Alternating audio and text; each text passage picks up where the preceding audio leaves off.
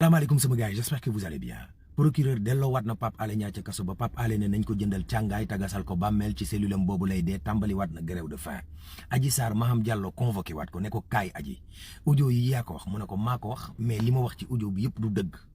dama doon seetlu MC rek pour xam ban zaaru nit la MC daf maa bëggoon a takk ma bañ MC daf ma laaj 600 millions pour ma laaj ko état bi ma bañ MC dafa bëggoon ay terrain ma bañ moom moo tax mu génn di yàq sama der nii